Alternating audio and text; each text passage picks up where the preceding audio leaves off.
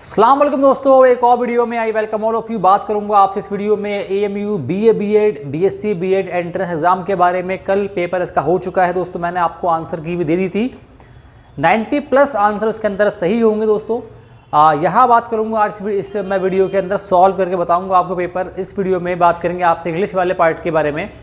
25 question आपको उस part से आए थे। बहुत ही अहम पार्ट है, स्कोरिंग पार्ट होता है इंग्लिश। अगर आपको अच्छे से आती है तो आप बहुत कम टाइम में बहुत ज़्यादा सवाल कर पाते हो। सही दोस्तों, सब्सक्राइब नहीं है तो प्लीज़ कर ले, बेल आइकन दबा दें कि वीडियो आपका टाइम पर पहुँचे। जिनको 2024 की तैयारी करनी है, AMU BA BEd BSc BEd law की दोस्तों, BA BCom Jamia AMU, number आपको दिया होगा स्क्रीन पे, आप मुझे कॉल कर सकते हैं। बैच कोचिंग प्रोवाइड करवाऊंगा। अगर आप हमें सपोर्ट करेंगे 100% तो 200% आप 2024 में जामिया या AMU में इन कोर्सेज में पढ़ रहे होंगे। सवाल आपको देखेगा स्क्रीन पे, मैं बताऊंगा आपको कॉन्सेप्ट और सॉल्यूशन बोर्ड पे बताऊंगा आपको उसका करके। तो पहला सवाल आपको सामने आया था, blank that I saw in the market. आपको एक सेंटेंस था, पहला पार्ट उसका मिसिंग है, बाद का पार्ट आपको दिया हुआ है, बताना था पहले वाले पार्ट में क्या आएगा।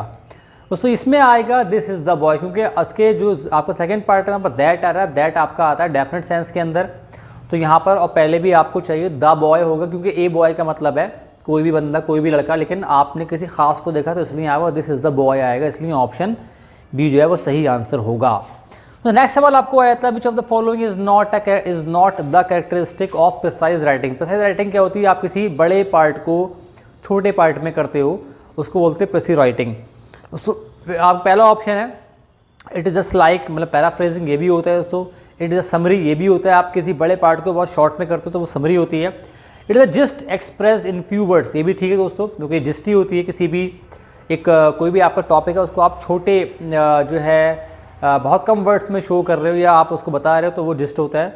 लेकिन it should be lucid and complete, ऐसा नहीं होता। ये ल्यूसिड और कंप्लीट होने का सेंस नहीं है, बस एक बड़े आइडिया को आप कुछ वर्ड में शो कर रहे हो, बस उसका आइडिया दे रहे हो उसको आप, फिर ये कंप्लीट नहीं हो सकता है। तो यही इसका ऑप्शन डी जो है वो सही आंसर होगा। सो नेक्स्ट सवाल आपको आया था, which of the following is not the example of the figure of speech simile. तो सिमिली क्या होता है? ये आपकी एक फिगर ऑफ स्पीच होती है जहाँ पर आप दो चीज़ों को लाइक या ऐसे कंपेयर करते हैं। तो कौन से इनमें से एग्जाम्पल लेंगे ये आपको बताना था। तो पहला वाला आपका था option the right yes shall flourish as the palm tree, तो एज आ रहा है तो ये आपका सिमिली है। Life is as tedious as a twice told या जस्टिस, तो ये भी दोस्तों एज आ रहा है तो ये भी आपका सिमिली है। Revenge is a kind of wild justice, दोस्तों ये सिमिली नहीं है, ये मेटाफर है दोस्तों। उसके बाद फोर्थ ऑप्शन था Ram fought like a lion, तो राम जो है शेर की तरह लड़ा, तो ये भी आपका सिमिली। तो ऑप्शन सी जो है वो आपका सिमिली नहीं है, वो यहाँ पर लाइक और एज नहीं आ रहा है। सो नेक्स्ट सवाल आपको आया था, below are given a few adjectives and their corresponding verb form, choose the incorrect one. आपको बताना था इसमें आपके एडजेक्टिव है और वर्ब है। यहाँ दोस्तों इसमें कौन सा इनकरेक्ट है वो आपको बताना था। पहला दोस्तों है जस्ट और जस्टिफाई, तो ये एक आपका एडजेक्टिव है और दूसरा आपका दोस्तों वर्ब है। मैड मेडन, दोस्तों मैड जो है ये आपका है एडजेक्टिव दोस्तों। मेडन भी आपका एडजेक्टिव हो सकता है क्योंकि it is a maiden speech, तो ये भी आपका हो जाएगा एडजेक्टिव। रियलाइज वर्ब है।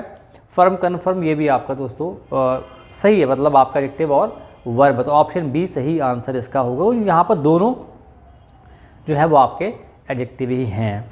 मैड भी आपका होगा एडजेक्टिव और मेडन भी होगा आपका एडजेक्टिव। नेक्स्ट सवाल दोस्तों आया था आपको, a girl who remains unmarried, जो लड़की अनमैरिड होती ही रहती है उसको क्या बोलते हैं? अब आमतौर से बैचलर, बैचलर आता है फॉर मेल, तो फीमेल के लिए आपको आता है स्पिंस्टर, तो ऑप्शन सी इसका सही आंसर होगा। ये आपका वन वर्ड से आया था। वैसे मेरे नोट से बहुत सारे सवाल इसमें आ गए थे, 25 में से लगभग 18 से 20 सवाल जो है वो मेरे नोट से आ गए। जिन्होंने अच्छे से पढ़ा होगा वो कर पाए होंगे। दोस्तों नेक्स्ट सवाल आपको आया था, in letter writing the practice of writing words like your sincerely is known as. आप लेटर के लास्ट में लिखते हैं योर सिंसियरली, उसको क्या बोलते हैं दोस्तों? इस टाइप के सवाल आमतौर पर इंग्लिश में नहीं आता, लेकिन यहाँ पर आ गया, इसको बोलते हैं दोस्तों सब्सक्रिप्शन, तो ऑप्शन है इसका सही आंसर होगा। सो नेक्स्ट सवाल आपको आया था, find the correctly spelled word. अब यहाँ दोस्तों कई सारे बच्चों को पता हुआ होगा कि उनको कितनी स्पेलिंग आती हैं। आम वाली स्पेलिंग तो जो नॉर्मल होता है वो सबको पता ही होती है, लेकिन ये अब इन स्पेलिंग को जानने के लिए आपको इन वर्ड्स का पता होना ज़रूरी है, जो कि बहुत सारे बच्चों की वोकैब वीक होती है, तो उनको ये सवाल काफ़ी मुश्किल पड़ गया होगा। तो इसका आंसर होगा सी, ऑप्शन सी एम्बेलिश, EMBELLISH एक वर्ड है, तो ये आपकी सही स्पेलिंग है। सो नेक्स्ट सवाल आपको आया था, identify the adverb of manner from the following.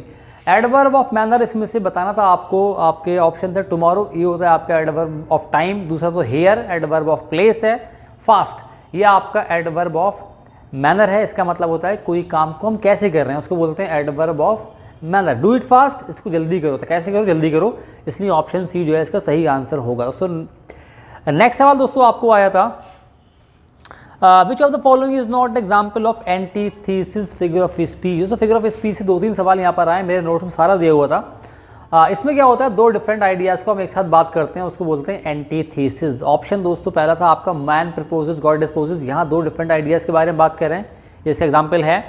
Many are called but few are chosen, ये भी इसका एग्जाम्पल है दोस्तों। तीसरा you are telling a fairy tale, यही दोस्तों इसका आंसर होगा। तो यहाँ पर हम 2 डिफरेंट आइडियाज़ की बात एक साथ नहीं कर रहे हैं।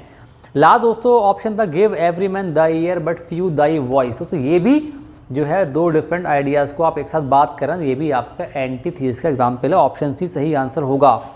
सो नेक्स्ट सवाल आपका आया था, ये भी आया था आपका फिगर ऑफ स्पीच से, in the sentence the darkness of the night whispered secrets to me. इसमें कौन सी फिगर ऑफ स्पीच इस्तेमाल की गई है दोस्तों?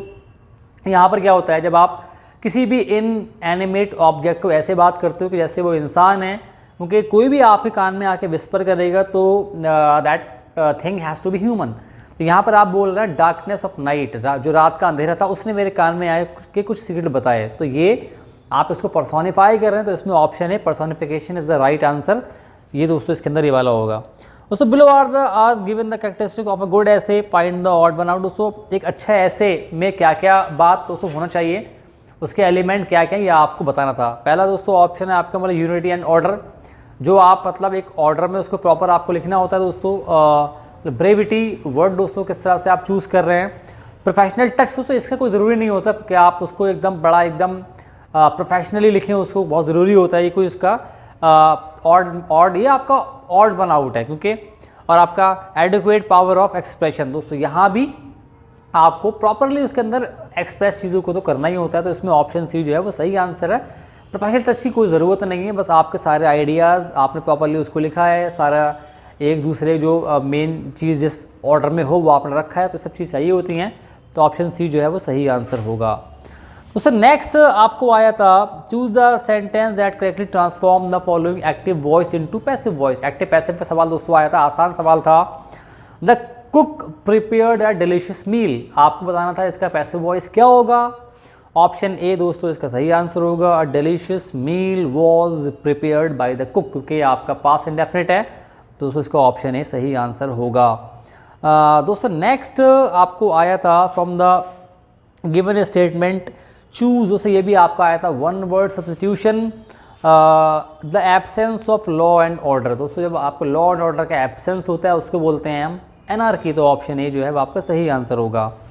तो नेक्स्ट सवाल आपको आया था, we blank to love our neighbour. दोस्तों आपको ये भरना था इसके अंदर modal verb, ought should need might, सारे दोस्तों मॉडल हैं, लेकिन जब हमारा एक जो मॉरल जो हमारी ऑब्लिगेशन होती है उसके लिए हम ऑट का इस्तेमाल करते हैं, तो हमें अपने नेबर से प्रेम का भाव रखें उसके लिए, तो we ought to love our neighbour, तो ऑप्शन है इसमें सही आंसर होगा। ये आपकी मॉरल ऑब्लिगेशन है, अगर आप ना रखें तो कोई बात नहीं है, इसलिए ये ऑट जब लगाते हैं इसका मतलब है ये मॉरली है, ये मतलब मैंडेटरी नहीं है, तो इसमें ऑप्शन ए सही आंसर होगा।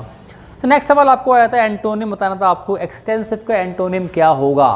Compact, concrete, abstract, narrow. दोस्तों एक्सटेंसिव होता है विशाल बड़ा, नैरो होगा उसका मतलब होता है छोटा, तो ऑप्शन डी जो है वो आपका सही आंसर इसका होगा। दोस्तों नेक्स्ट सवाल आपको यहाँ पर आया था, we have resolve blank teaching slum kids. दोस्तों ये सवाल आपको आया था प्रीपोजिशन से, और इस सवाल के ऊपर 100 में से 90% स्टूडेंट अटके होंगे, और जिन्होंने सही भी कर लिया होगा, शायद तुक्का लग गया होगा उनका, शायद जो सही हो जाए, वरना ये सवाल ज़्यादातर बच्चों का गलती होगा। दोस्तों इसका आंसर होगा वी हैव रिजॉल्व टू होगा। दोस्तों इसका answer we have resolve to teaching slum kids.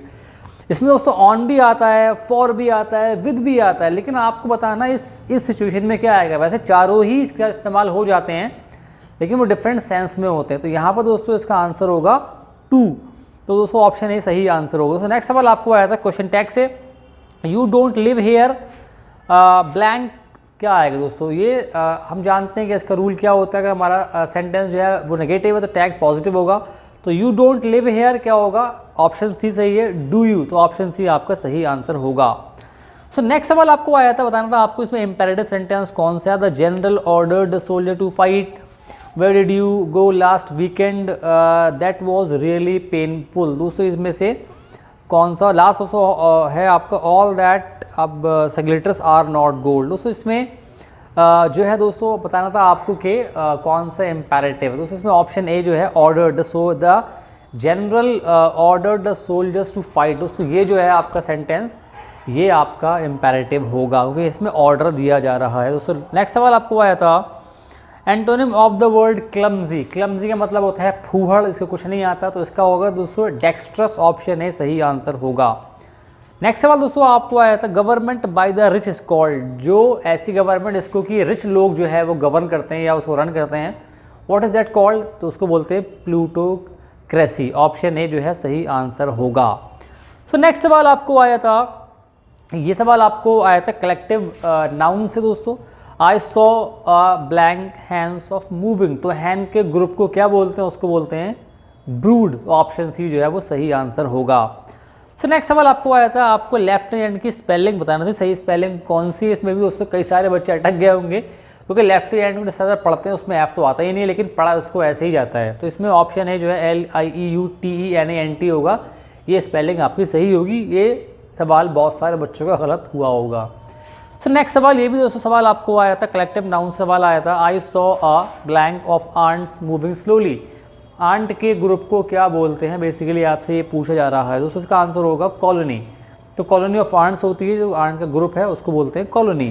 So next सवाल आपको आया था, on account of the bad whether she blank a fever. दोस्तों ये सवाल भी जो है आपका आया था, फ्रेजल वर्ब जो होते हैं उस सवाल दोस्तों आया था। तो ऑप्शन है get along with, get through with, दोस्तों ये तो नहीं होगा। On account of bad whether she came down with a fever, है ना, मौसम ख़राब था उसकी वजह से उसको बुखार हो गया, तो ये came down with a fever होगा, ये इसका आंसर ऑप्शन सी सही आंसर होगा। सो नेक्स्ट सवाल आपको आया था, टू स्मेल अ रैट। ये सवाल दोस्तों आपको आया था इडियम से। टू स्मेल अ रैट का मतलब क्या होता है, to suspect foul dealings. If you are smelling a rat, इसका मतलब है आपको कुछ दाल में काला नज़र आ रहा है, ये इसका आम भाषा में मतलब होता है दाल में काला लगना, टू स्मेल अ रैट। तो ये मैंने बताया आपको सारे ऑप्शन क्या क्या सही थे, सॉल्यूशन मैंने बता दिया आपको, थोड़ा कॉन्सेप्ट भी आपको मैंने समझा दिया, आपको समझ में आया होगा। इसके बाद की वीडियो में बात करेंगे आपसे रीजनिंग के बारे में, रीजनिंग के सॉल्यूशन मैं आपको करके मैं दिखाने वाला हूँ। अगर आपको देखना है मेरी वीडियो दोस्तों मैंने बना दी थी आपको कि क्या रहने वाली कट ऑफ, तो आप इस क्लास में आके आप देख लें, वहाँ पर आपको सारा मैंने बात बता दी है। मिलूँगा आपसे अगली वीडियो में, खुदा हाफिज़।